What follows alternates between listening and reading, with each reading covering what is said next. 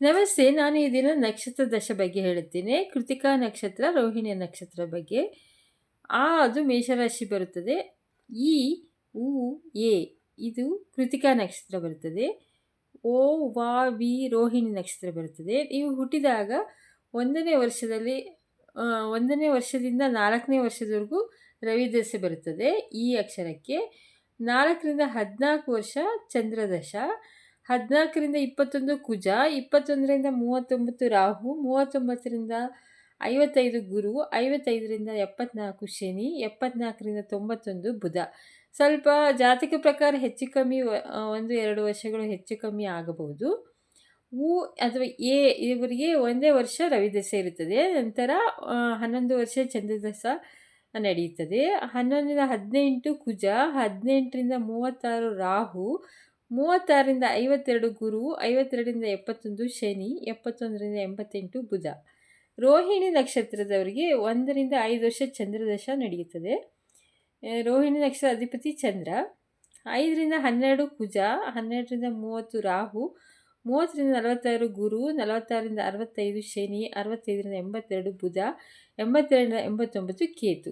ಕೇತು ದಶೆಗಳಲ್ಲಿ ಸ್ವಲ್ಪ ದೋಷಗಳು ಇರುತ್ತದೆ. ಅದು ಆರೋಗ್ಯ ಸಮಸ್ಯೆ ಕಾಣಿಸಿಕೊಳ್ಳಬಹುದು.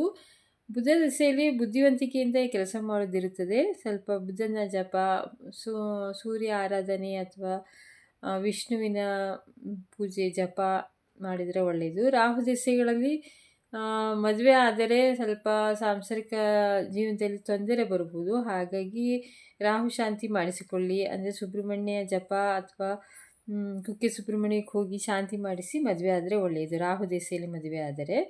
ಕುಜ ದಶೆ ಅಂದರೆ ಮಂಗಳ ದಶೆಯಲ್ಲೂ ಸ್ವಲ್ಪ ಓಡಾಡಬೇಕಾದ್ರೆ ವೆಹಿಕಲಿಂದ ಆಕ್ಸಿಡೆಂಟ್ ಆಗೋದು ಪ್ರಾಬ್ಲಮ್ಗಳು ಇರುತ್ತದೆ. ಹಾಗಾಗಿ ಗಣಪತಿ ಆರಾಧನೆ ಮಾಡಿ, ಸುಬ್ರಹ್ಮಣ್ಯ ಆರಾಧನೆ ಮಾಡಿದ್ರೆ ಒಳ್ಳೆಯದು.